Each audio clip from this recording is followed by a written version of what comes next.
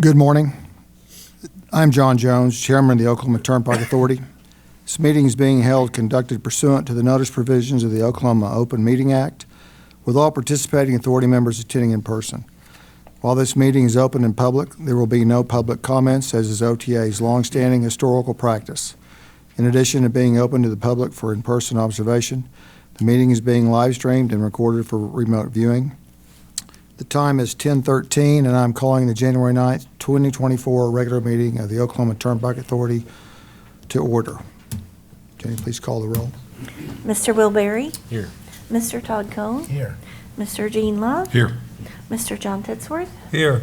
Ms. Dana Weber? Here. Mr. John Jones? Here. We have a quorum. Thank you. First item on the agenda is recognitions and awards. Ms. Porter.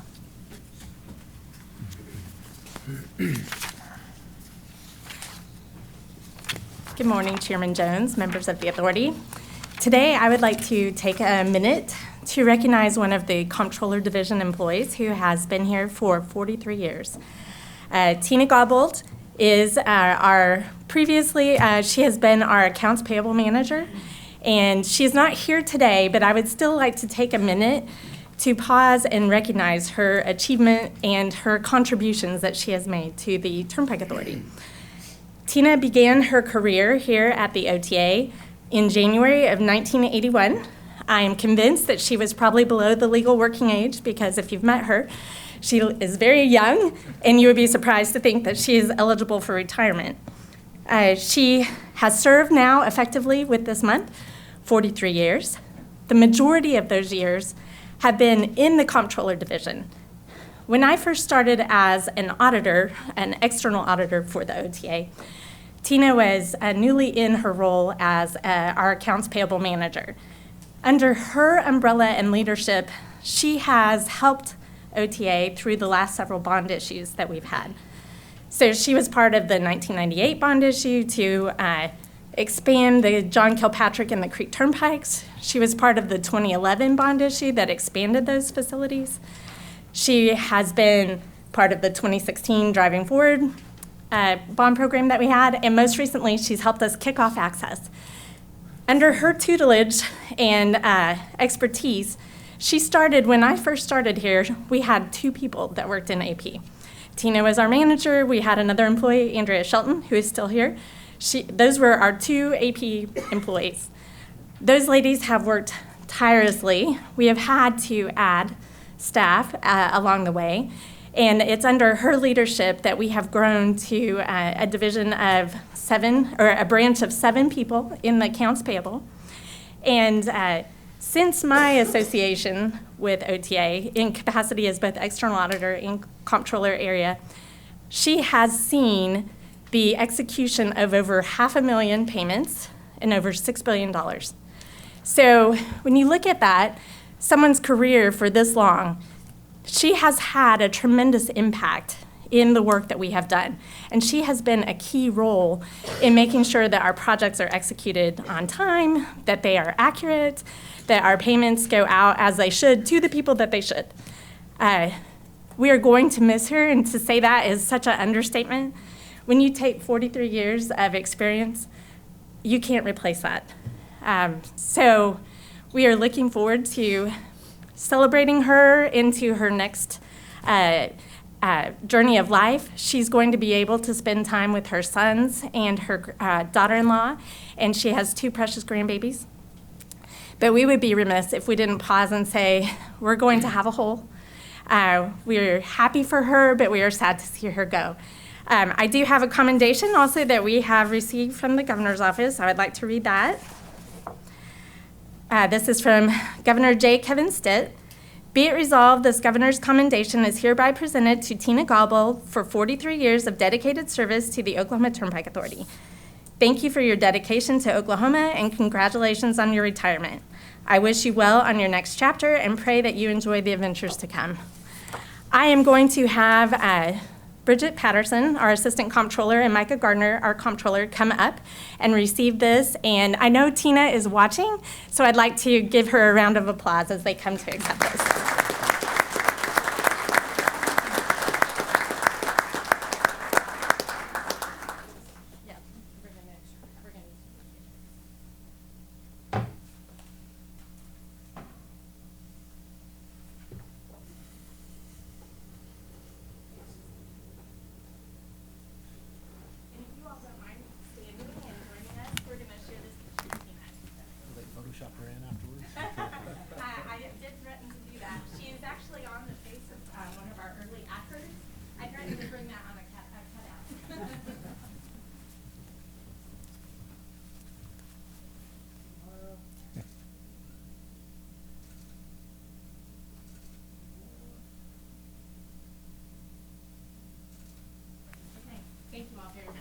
Thank you. And Tina, if you are listening still, on behalf of the board, we want to thank you for your years of dedication and wonderful hard work. You'll greatly be missed. Next award, I think, is TJ Dill. Good morning, Chairman Jones, members of the authority. Last month, myself, Secretary Gatz, and Mr. E. Kelly were able to attend our National Concrete Paving Conference, and happy to report that we did bring back some hardware with us. So with your permission, I'd like to introduce Brent Burwell, who's with our local chapter of our Concrete Paving Association, to present that to us.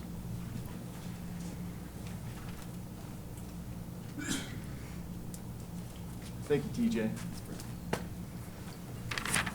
Mr. Chairman, members of the authority, the American Concrete Pavement Association has, for the past 30 years or so, handed out a number of awards for quality construction and design of our pavements based on ride, efficiency of construction, quality, all those issues. And we're very happy to announce that this year, the Oklahoma Turnpike Authority has brought one of those awards home. It was a gold winner. We do 2 awards, a gold and a silver. And so this is the best of the best. In order to win these awards, you have to first won your state award. So this project has already won a state award, as all its competitors had too. So, like I said, the best of the best. As you're well aware, the Gilcrease Expressway was years in the making, decades, I would say, and a pretty monumental project. It is very rewarding to see the culmination of this end up in a project that's recognized among its peers for being such a high-quality pavement. And just as a reminder, this project included moving nearly 3.5 million cubic yards of earth, constructed 22 bridges, and placed 336,000 square yards of concrete pavement. Pretty monumental effort. And it's a pleasure to get to recognize the men and women who were out in the field or in the design squads getting it done. And so, on behalf of the American Concrete Pavement Association, it's my pleasure to recognize all those associated with the design and construction of this project, the Gilcrease Expressway, the gold winner of the Divided Highways category urban. So, we may.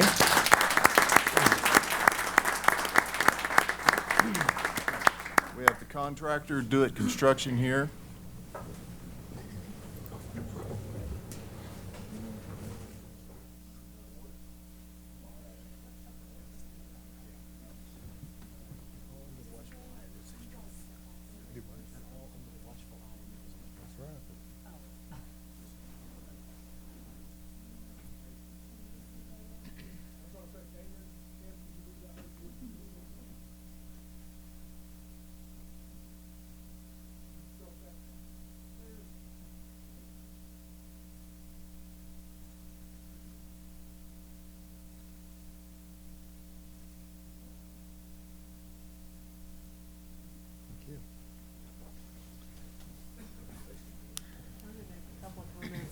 First of all, to Tina, 43 years is no small achievement, so major congratulations. I'm sorry we didn't get to see you today, but very much congratulations.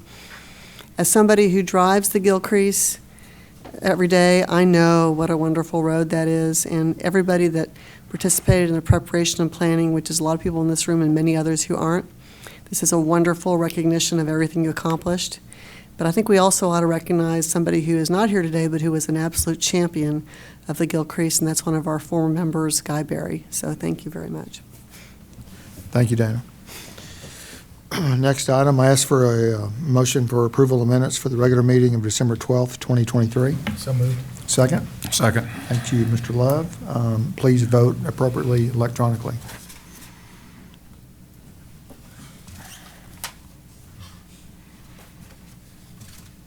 Voting is ended. That has passed. Now to our items of business. The first are from the Finance Committee. Mr. Cohn. Mr. Chairman, first is item 1155, David McAmer.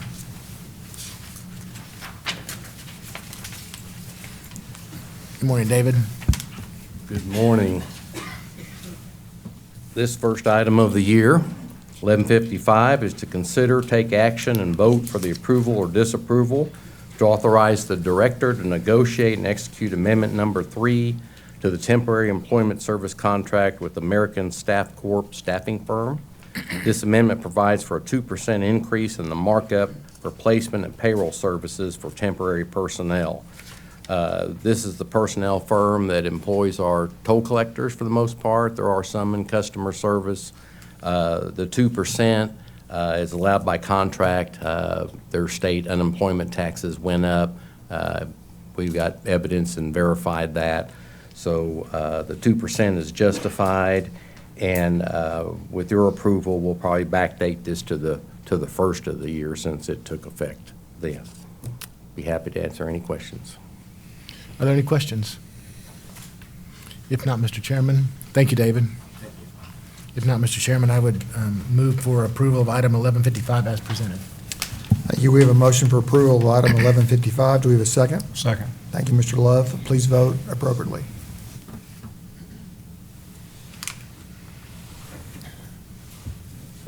Voting is ended. That item has been approved. Mr. Chairman, the next item is item 1156. Ms. Julie Porter.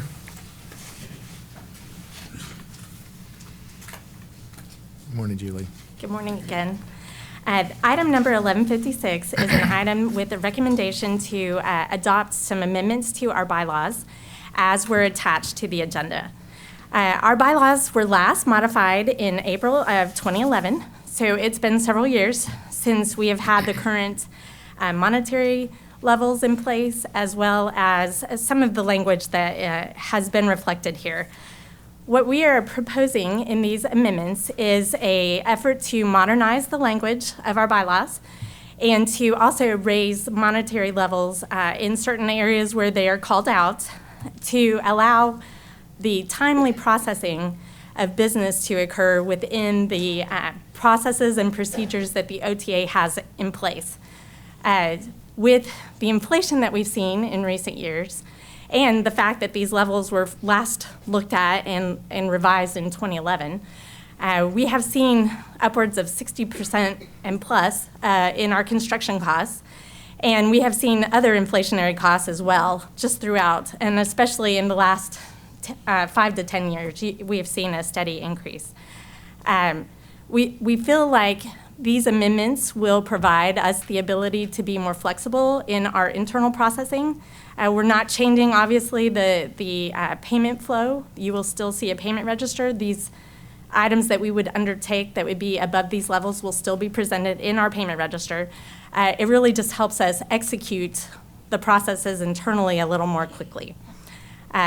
We are also adding an item into our bylaws that bring our right-of-way and utility authorization policies within the bylaws. You have passed those separately, but this would make those part of the actual standard language that is included in the items that don't come before the board on a regular basis. Those are the primary things that are included in the changes. I would be happy to answer any questions, but that is the gist of what our amendments are. Are there any questions, Ms. Porter? And Eric, you've reviewed these and you recommend the changes? Yes, Mr. Cohn. Thank you very much. Okay. We have a motion for approval. I guess I need to make it first. Yeah, correct. Mr. Chairman, based on the recommendation of the staff, I would move for approval of item 1156 as presented. Thank you. We have a motion for approval of item 1156. Do we have a second? I'd make a second and comment that I reviewed them carefully, and I think all of these changes make perfect sense. Thank you. Please vote accordingly.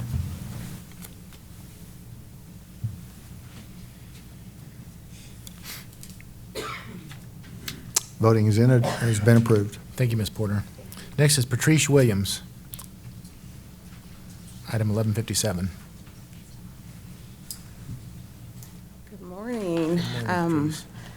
Submitted for your consideration as the authority request to approve the fiscal year 2024 property insurance premium in the amount of $500,490,000, $145 Oh my goodness, let me start this again.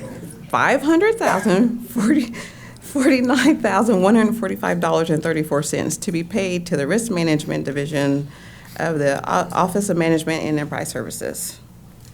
So due to catastrophic losses experienced by the state of Oklahoma insured entities over the last several years, the state has seen an 85% increase in commercial premiums over the last 3 years, over the last 3-year period.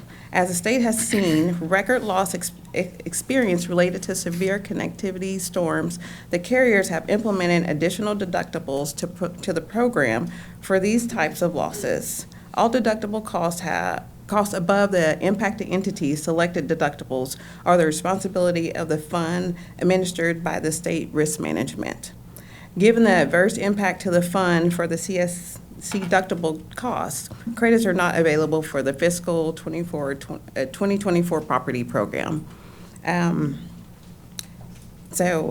Really, like last year, it was stated, we didn't receive a deductible and costs have gone up. We've had several more buildings that we're covering. Inflation, as Julie stated, is another factor.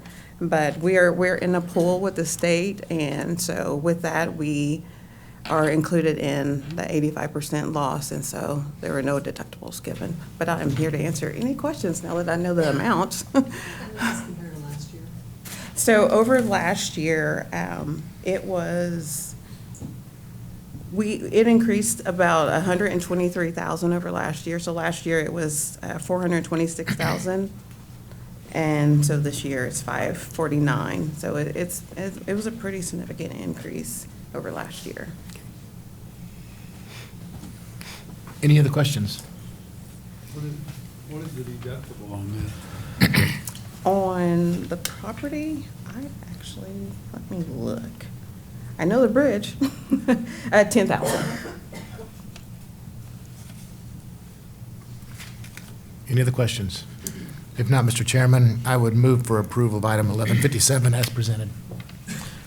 Thank you. I'd just make a comment before we call for a second, that it's definite insurance premiums are up everywhere. So it's unfortunate this is as high as it is, but apparently there's not any alternatives. So we have a motion for approval of item 1157. Do we have a second? Second. Please vote accordingly.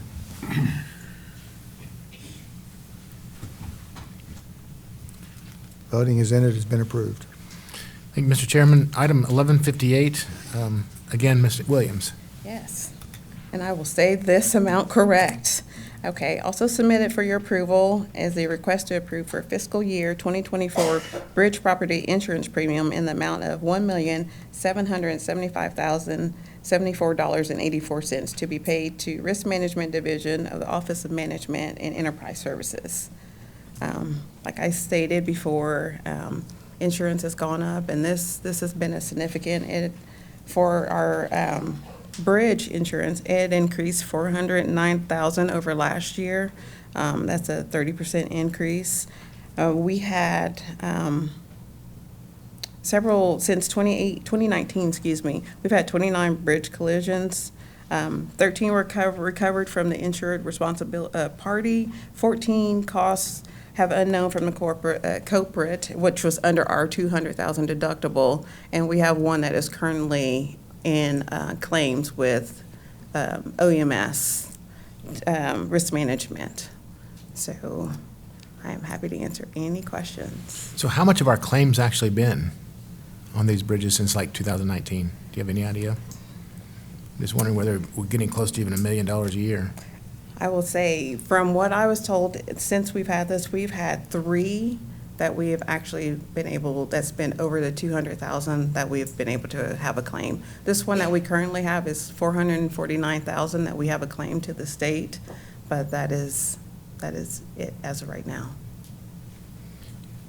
These premiums, how do they compare to what was in the budget? Do we know? We were a little bit under, right, we were a little bit under that. I would say I think I only budgeted $1 million, yeah, For both of them or for this one? for just that one. Okay, so it's pretty significant. okay, Mhm. thank you. Mr. Secretary? Mr. Chairman, if I might, Yes. this is one of the areas where, as we discussed this agenda item, one of the recommendations that I had for staff is that we really take a hard look at this and evaluate the cost of the insurance versus, what we're accomplishing here, just to make sure it's a good business decision.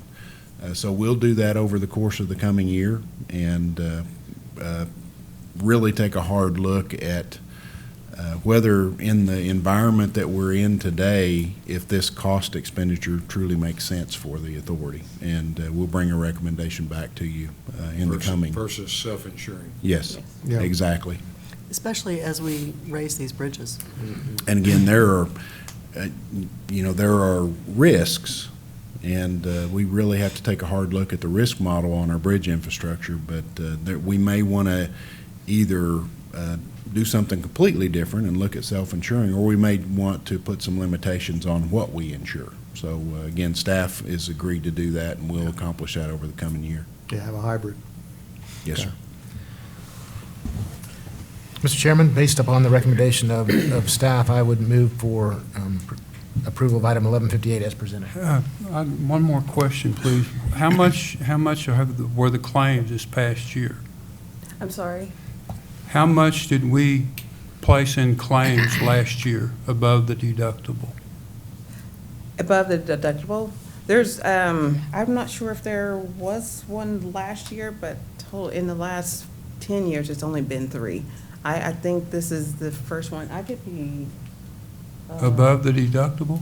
Yes, over 200,000, yeah. So all the claims Have been in the under. 13, I think you said there were 13 claims that weren't covered by the. That was paid by the responsible party. Yeah, so the other We didn't number know of who. claims were under the deductible? Yes, yes. They were So we under didn't the file two. any, we actually didn't file any claims on our policy. No, we did not.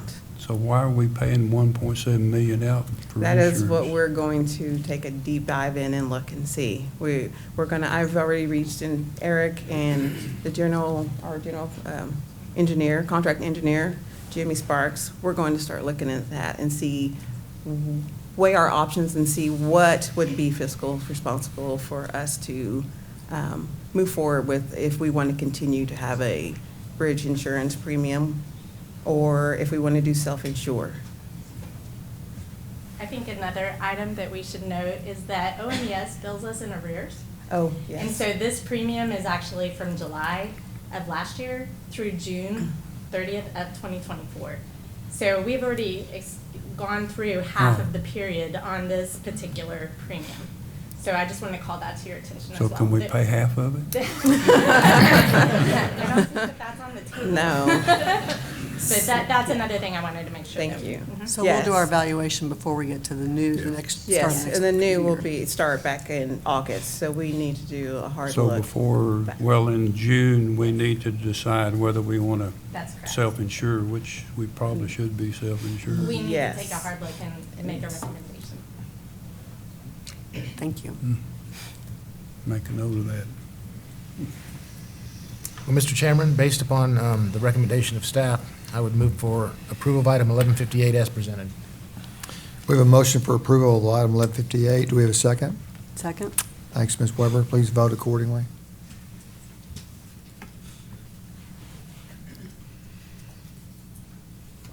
Voting's ended, and this item has been approved, and I do want to make a note that this needs to be reviewed before the next fiscal year begins. I think it's a common thought, at least temporarily, or at least for now, that this needs to be examined very, very hard. In fact, both this item and the previous one. Mr. Chairman, the final item is 1159.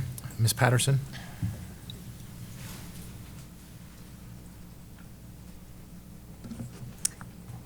Good morning, Chairman Jones and members of the authority. Item number 1159 is the payment register prepared by the Comptroller Division. This payment register includes all payments made for the month of November 2023. The staff has reviewed this item and recommends this item for approval. Any questions? If there are none, Mr. Chairman, I would move for approval of item 1159 as presented. Thank you. We have a motion for approval of item 1159. Do we have a second? Second. Thank you, Mr. Love. Please vote accordingly.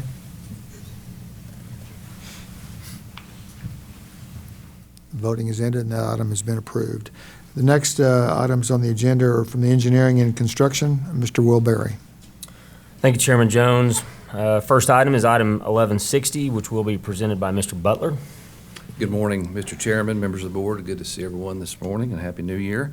Engineering Division just has one item we'd like to present for consideration this morning, and that's item 1160.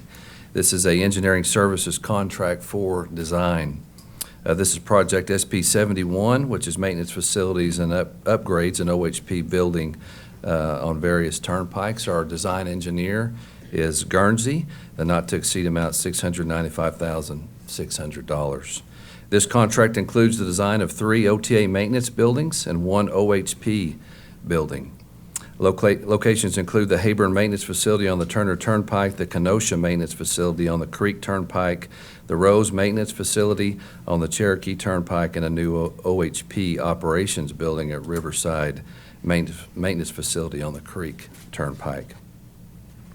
Design effort generally includes survey, site assessment, environmental, geotechnical, civil, architectural, mechanical, and electrical designs. There will be 4 separate construction projects associated with this design contract. And might add there, the amount for OHP is about $295,650 of the total amount, and OHP will be funding their portion in full. Staff's reviewed, and we recommend approval. Are there any questions? If not, that I move that we approve this item as presented. Thank you. We have a motion for approval of item 1160. Do we have a second? Second? Thank you, Ms. Weber. Please vote appropriately.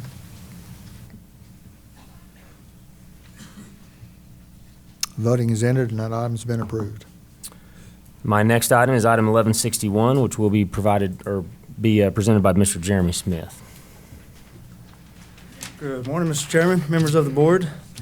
Submitted for the consideration of the authority is a request that the following purchase request be approved for purchase from the following reference statewide contracts. Our first contractor there is Action Safety Supply.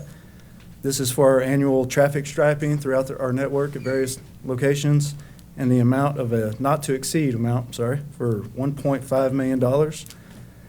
The second contractor there is Nortex Lift and Stabilization Incorporated for slab jacking and subsealing. This is a not-to-exceed amount of $500,000.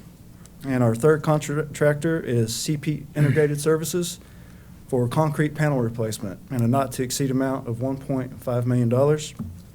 We have reviewed and recommend approval of these. Any questions? Are there any questions for Mr. Smith? If not, I move that we approve this item as presented. Thank you. We have a motion for approval of item 1161. Do we have a second? Second? Thanks, Ms. Weber. Please vote appropriately. The voting's ended, and that item's been approved.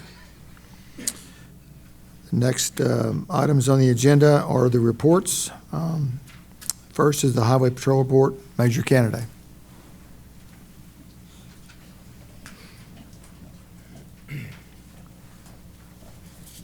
Good morning. Mr. Chairman, members of the authority, Secretary Gatz. For the month of November, Turnpike troopers made 4,558 violator contacts and assisted 508 motorists. We investigated 107 motor vehicle collisions. During that time, we worked 986 shifts and averaged 202 miles per shift for almost 200,000 miles driven. We did have one fatality that was on the H.E. Bailey Turnpike. We had 8 criminal interdictions, and I've also included specific information on commercial motor vehicle enforcement, aircraft enforcement, toll enforcement, motorcycle enforcement, and collision reduction efforts. And I'll stand for any questions. I just want to say, your fellows did a great job this morning. You had your hands full, and they were out there in force and doing a fantastic job. They always do a good job. Radio was very busy this morning, and unfortunately, I think we got more of that to look for as the next few weeks transpire. Any questions? Thank you. Again, thank you for your continued support, and look forward to another year of working together. So thank you. Thank you. The next report is a consulting engineer report. Christy Kirchner.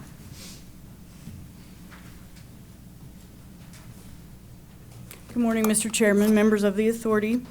Concerning the trust required services, the consulting engineer reviewed 8 overload requests in December, bringing the total for 2023 to over 150 reviews. For the current report period ending November 30th, there was 1 special inspection for Bridge 44.2, which was impacted on November 8th, repaired by November 14th, and we included that report in our last monthly report. There are no new special inspections since the last meeting. I'd like to take a quick moment to discuss our annual inspection process. As the new year begins, we're already mobilizing to start that on the in-service turnpike facilities. We will begin culvert, it's hard to think about, but we will begin culvert inspections here in the next couple of weeks and aim to complete those before vegetation regrowth begins in the spring and summer. Typically, we begin our annual bridge and pavement inspections around the beginning of April, aiming for starting after the last freeze-thaw cycle. That can be pretty rough on pavements, and so we try to wait until after, try to predict Oklahoma weather anyway. Our architectural electrical inspections usually begin around the beginning of May, and these inspections, capturing all the related data, will consume much of the late spring and summer months, working around Oklahoma's various weather conditions.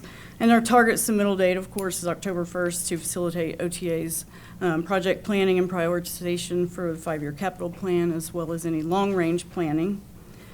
Our current capital plan summary was in the monthly report, and I'd be happy to answer any questions you might have.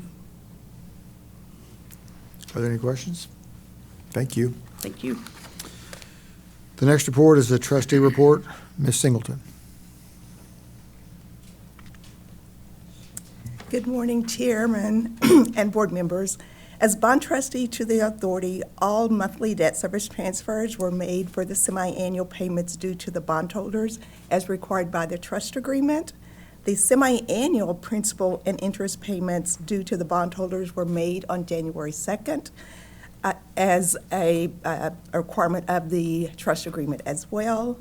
To our knowledge, all other requirements set forth in the trust agreements have been satisfied. Questions of my report? Thank you. Thank you. We always like your report. The next report is operating results and financial condition. Wendy Smith. Morning, Wendy. So Chairman Jones, Secretary Gatz, members of the authority, I am, as you know, I've been reporting all through 2023 about how financially healthy we are, and we continue to be healthy and solvent. And as the trustee just reported, our principal and interest payment was made as of January 2nd, and that included $69.3 million in principal. So I think that's significant, and I wanted to point that out. As I consider, I would think by the end of 2023, we're going to look even better. Toll revenues continue to outpace the budget projections by 4.1%. And as far as the operating expenses go, through November, we have spent 16.2% under the 2023 operating and maintenance budget, and that really shows how hard our managers work to keep those expenses down. And one of the things that I wanted to point out was any of that money that's unspent in the O&M budget just drops down into the general fund. So that gives us enough money to cover the fact that our insurance premiums are higher, or to cover other things and to do more projects, which TJ's happy about. So I also wanted to talk about the Gilcrease Turnpike, which is actually outside the turnpike system. It continues to carry impressive traffic with an average for December of 20,717 transactions per day, of all those people using the facility that provides that necessary route to cross the Arkansas River. It's primarily a commuter road, and the average is up to 24,240 on weekdays and about 14,300 for weekends. December's a little bit lower because there's a lot of people traveling for the holidays, but the average per day on weekdays continues to go up. So I think it was slightly under 24,000 in November. It's 24,240 in December. So I'll take any questions. I just want to thank you because I really appreciate the Gilcrease Report each month giving us an update. Been open in over a year now, so we're pretty excited. Thank you. Thank you. The next report is the Director Report, Secretary Gatz.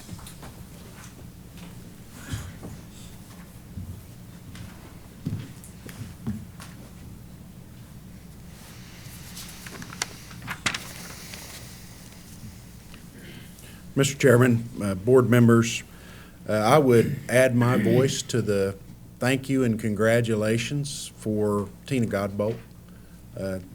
43 years of meritorious service to the Turnpike Authority in the state of Oklahoma is something that we all should recognize, and Tina has just been such a rock for the Turnpike Authority, and always is great to work with. So thank her for her service, and really appreciate the board recognizing her this morning.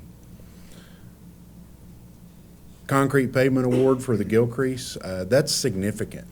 And I really want to put that in perspective because, again, as Brent Burwell described, not only is that pavement judged at the state level, it has to be judged and receive that gold award at the national level.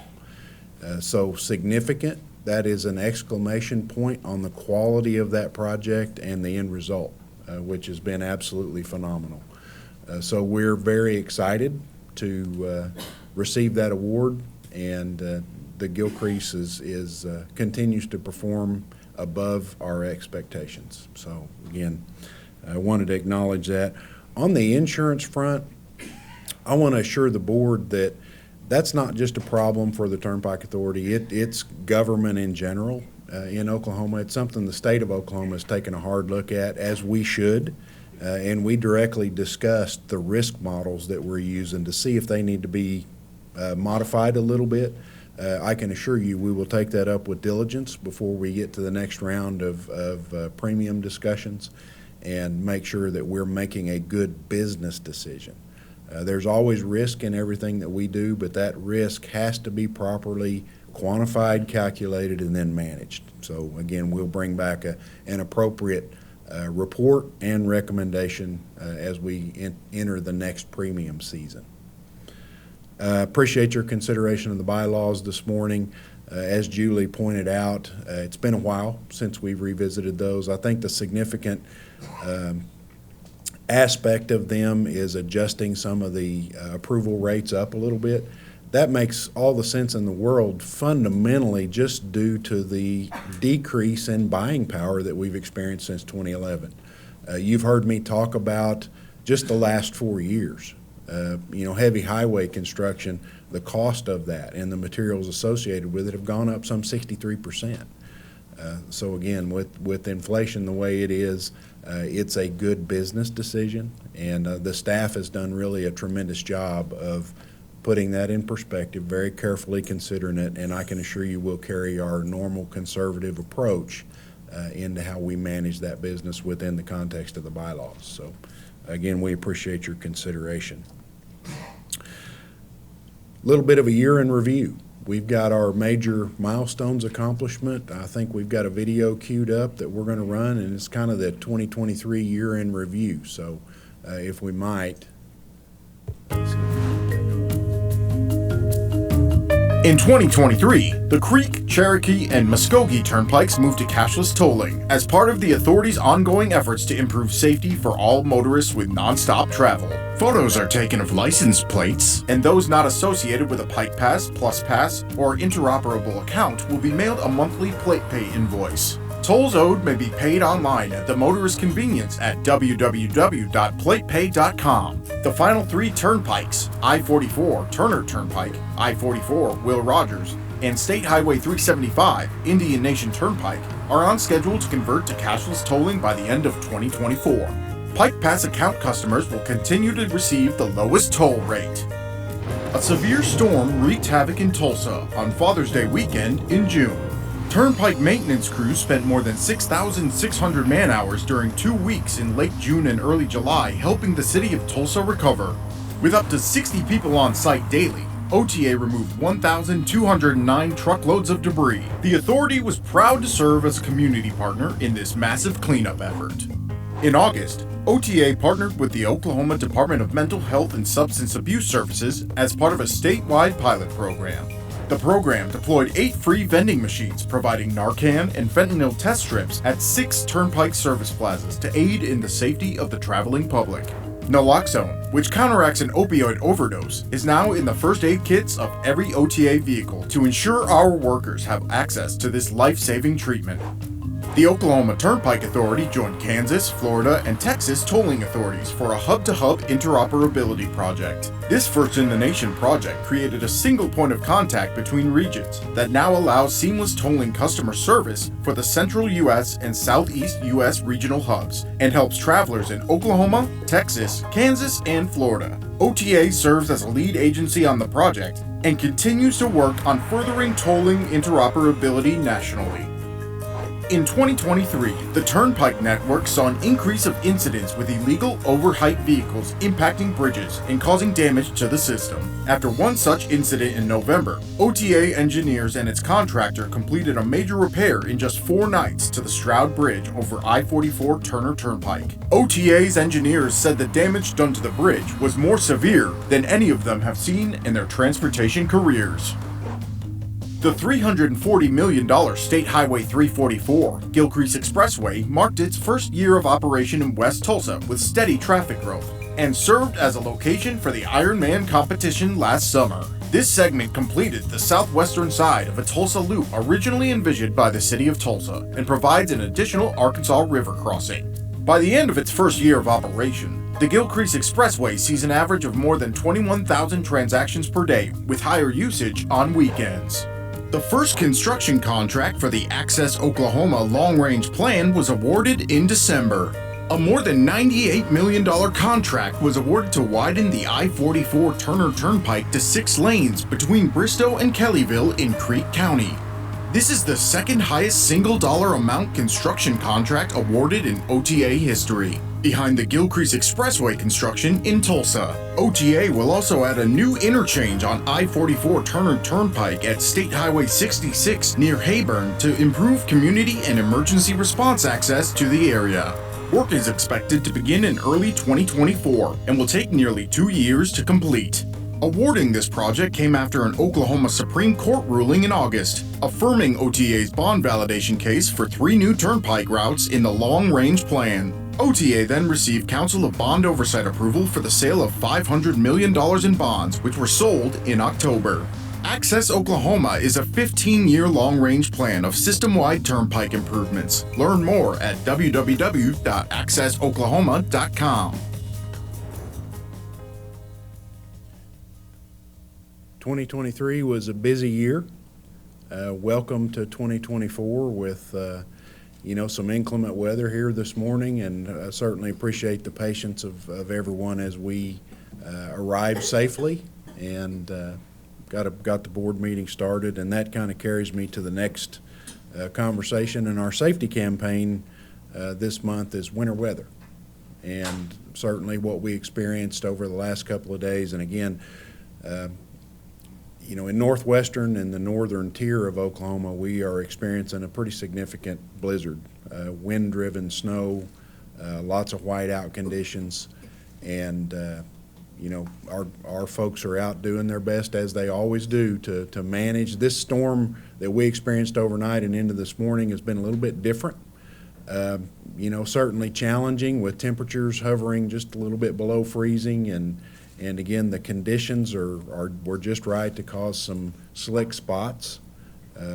I would rather have 10 inches of snow to push around than what we had this morning, because it's difficult for the traveling public to ascertain what's slick and what's not.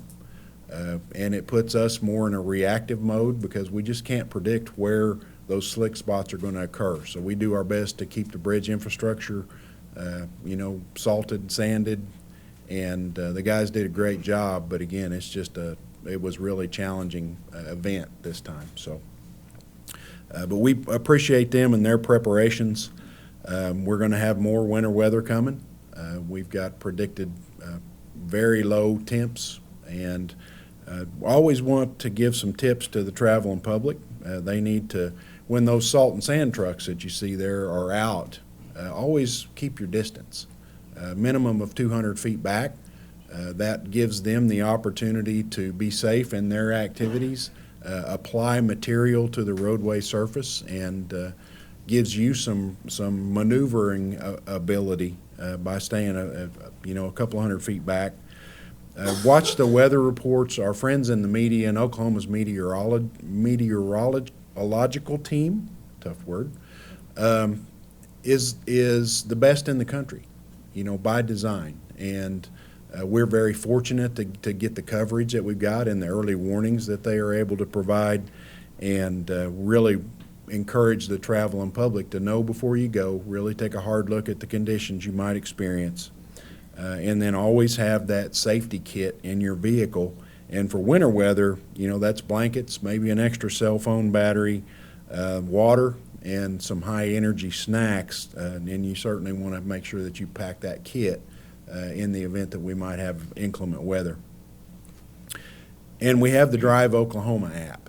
And if you haven't downloaded it, I'd encourage you to.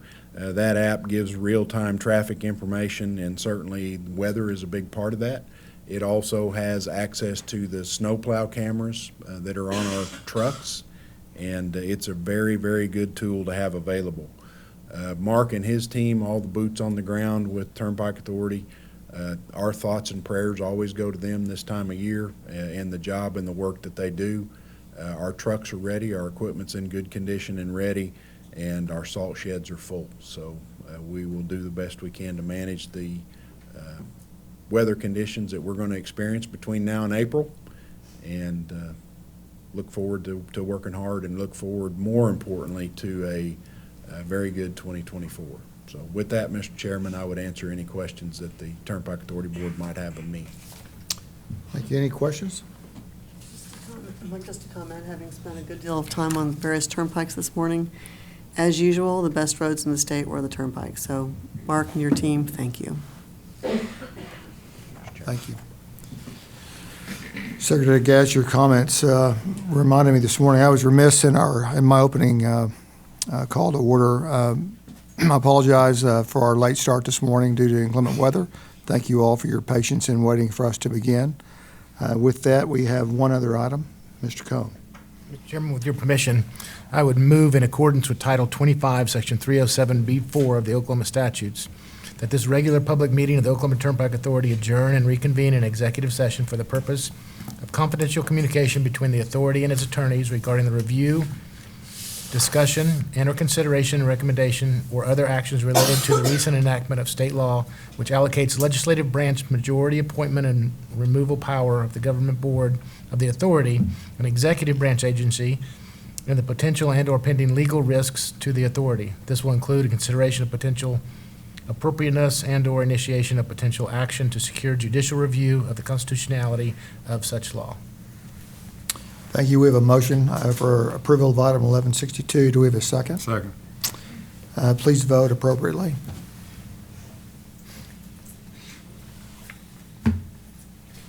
Voting is ended. It's been approved. We will move to executive session. Mr. Chairman, with your permission, I would like to invite the following people: Tim Gatz, Joey Kelly, T.J. Dill, Julie Porter, David McNamara, Wendy Smith, Philip Whaley, Grant Lucky, Eric Lair, Lisa Salim, Jenny Johnson, and Charity Anderson. Thank you. We will move into executive session with the invited parties.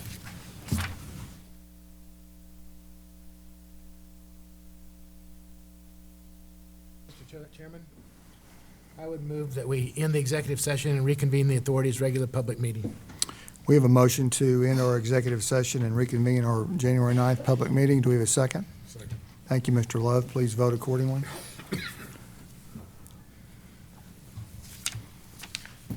Voting is ended, and we are out of executive session into our regular scheduled meeting. I'd like to make some comments. The Oklahoma Turnpike Authority's statutory mission is to construct, operate, and maintain turnpike projects that are specifically authorized by the legislature. In other words, the OTA can only undertake projects that the legislature sanctions.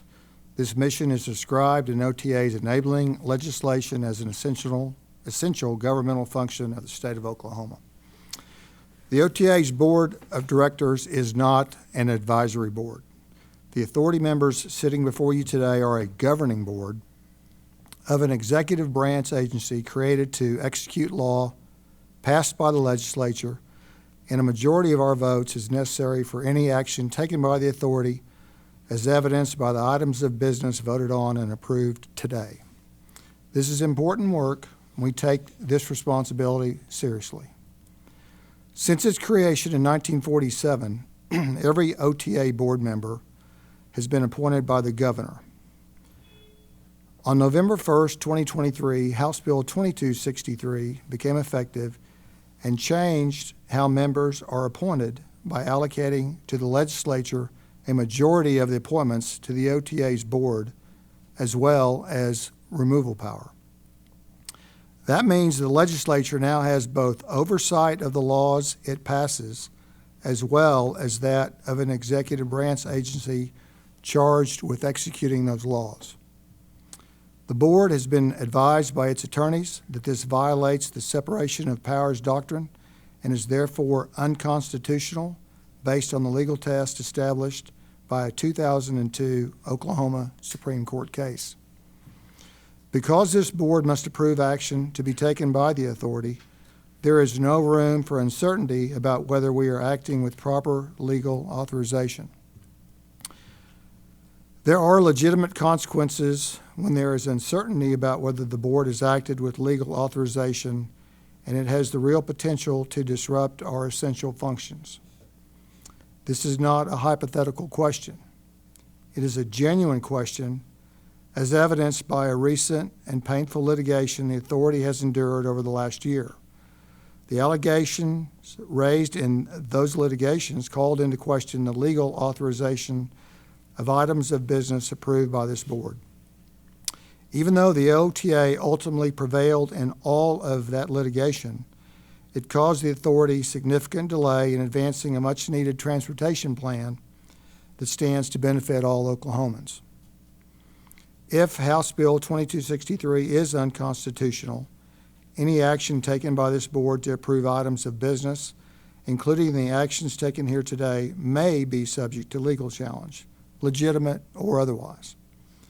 The OTA cannot perform its essential functions for the state of Oklahoma without risk of facing a future challenge and the real possibility that its statutory mission to construct, operate, and maintain turnpike projects, including the advancement of Access Oklahoma, will be further delayed. Do I have a motion, or is there any motion to be offered by the authority on the matters discussed in executive session? Yes, Mr. Chairman. Based on the advice of counsel and with due respect to the legislature, I move the Oklahoma Turnpike Authority take the necessary steps to initiate the judicial review of the constitutionality of enacted House Bill 2263. In making this motion, I want to make it clear that it is not my intent that this action be adversarial to the legislature. Rather, it is only my intent that such action be initiated to bring constitutional clarity to the board's authority to take action under the enacted statute, House Bill 2263. We have a motion for that item. Do we have a second? Second. Thank you, Ms. Weber. Please vote accordingly on item 1162.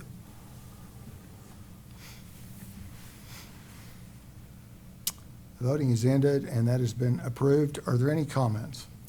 Yes, I would like to make a few comments.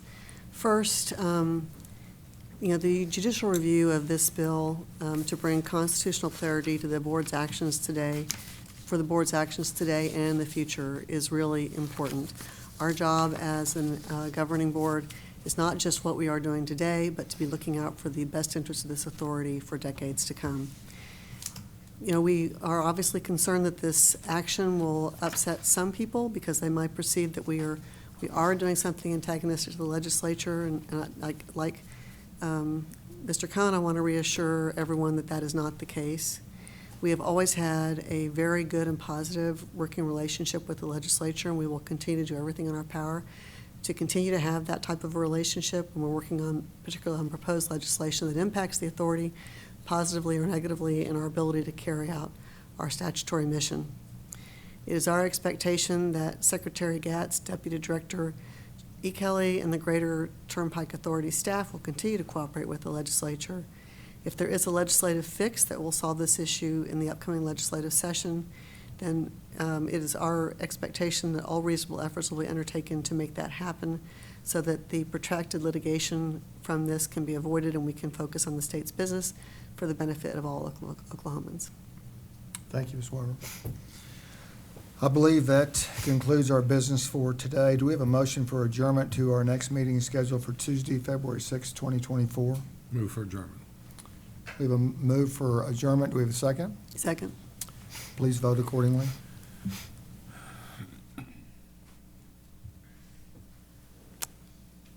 Voting is ended, and we are adjourned to our February meeting. Thank you.